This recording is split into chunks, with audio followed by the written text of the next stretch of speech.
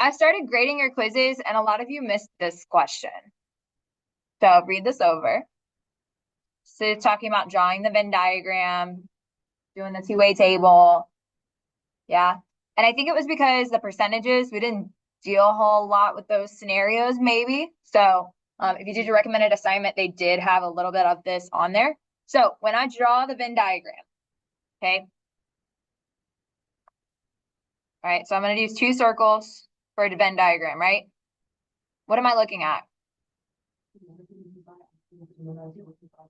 Apples and potato chips. So you're going to label them apples and potatoes. Potatoes. Okay. Now, how many have both? How many are both? 0.09, right? Okay. How many people are buying apples but not potato chips?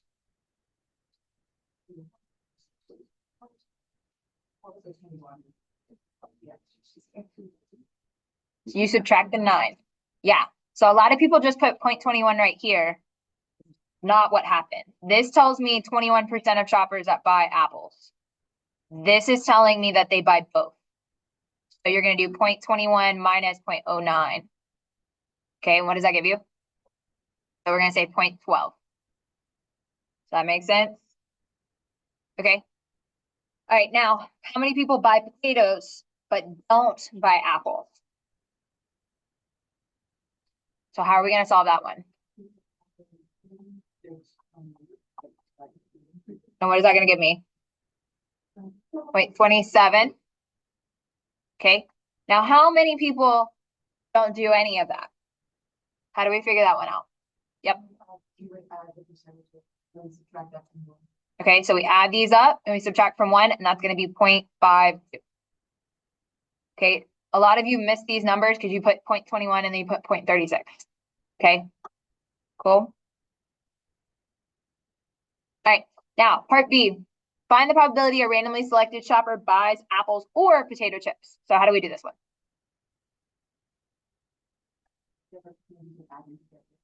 Okay, so 0.21 plus 0.36 minus my 0.09.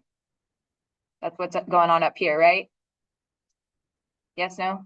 Okay, and then we would get 0.48. Good. Okay. That or is this formula minus the intersection. Good. Okay, what about the next one? How do we do that one? Find the probability that a randomly selected shopper buys potato chips or doesn't buy apples.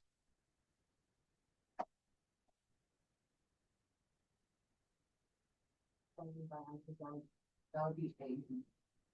So we have to see like if there's people like potato chip percentage and then not potato. Okay, actually no.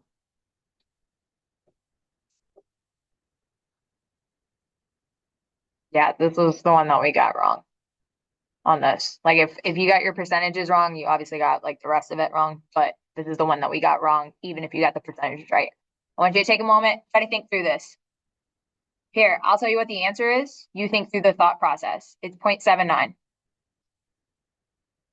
How do you get? Okay, so how many people buy potato chips? How many people buy potato chips? Okay. Or doesn't buy apples?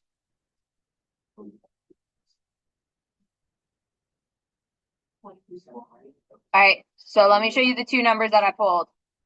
27 and 0.52. Why?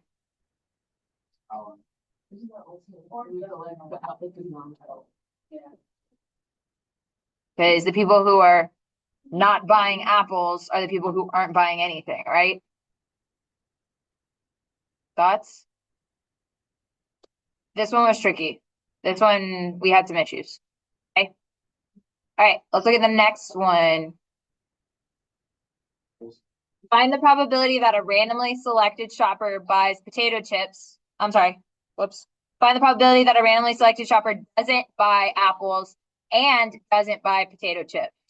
doesn't buy apples, or doesn't buy potato chips, what number would that be? Okay. Because they're out here chilling, right? Okay. What about the last one? Are the events A and C mutually exclusive? Are they mutually exclusive? Why? Okay. It might not be, it might not be independently. But if they do occur together, like the one doesn't affect the other necessarily. Okay. So I think we struggle with an example of mutually exclusive. Here's one that's really easy to remember. For mutually exclusive, when you flip a coin, you can't get both heads and tails. You can either get heads or you can get tails. There's no in between. There's no it lands on its side. Okay. Heads or tails. Good. All right. Go ahead and continue working. On number 2, part A. Describe how you would use a random number table to simulate proportion of left-handers in a class of 28 students if they were randomly they were chosen randomly from a population that is 14% left-handed. I could talk. Do not perform the simulation. So how do we go about using a random number table? Go.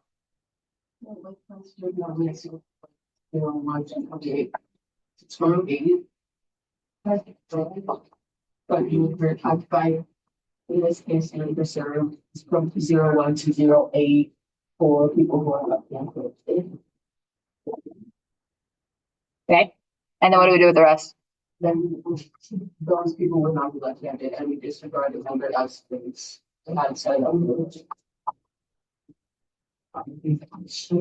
Disregard 29 to 00, right?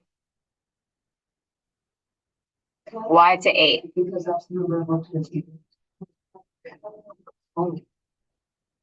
Right? Yeah. Okay. Then we're going to say that we're going to read the table from left to right. Yeah. Into the and note the when they're in range.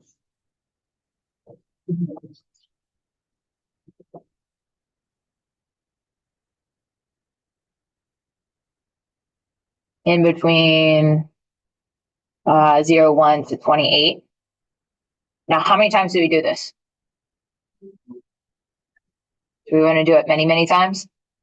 Yes. What's one simulation? How many times do we pull it? What are we trying to figure out?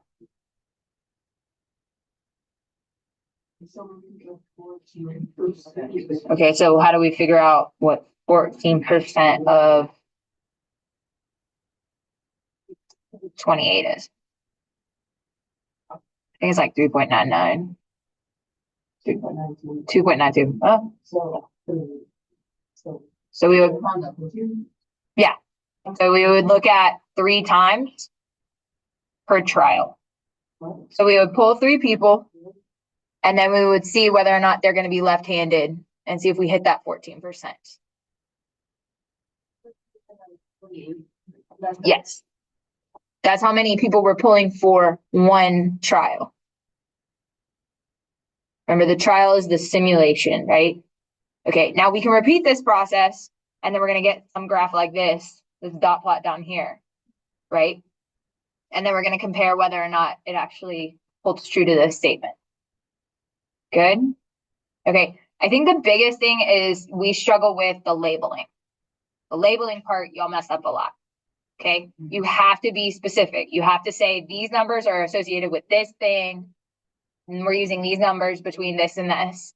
And then how do you read that table? Okay, don't assume that people know what you're talking about. Okay, good? Good question. Okay, so draw a Venn diagram. What am I going to put in the Venn diagram? Okay, detector A and detector B, and then this is both, right? Okay, so what goes where? This right here? Okay, now what?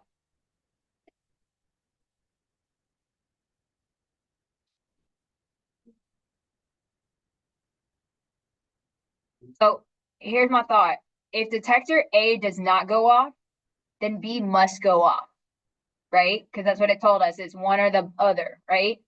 So should I put the 0.35 here? Okay, now what?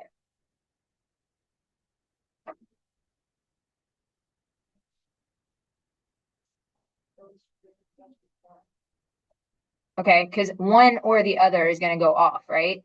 So 1 minus 0.25 minus 0.35. What does that give me? 0.45? Okay, so now we're trying to find the probability that B goes off. You would add these two up. Good, Io? So what she said was either one or both go off. So we can't have a number that's out here. There would be none. Okay. So for us to do this, then she said 100% of the time it goes off either one or both, right? So we found these probabilities because of what they gave us.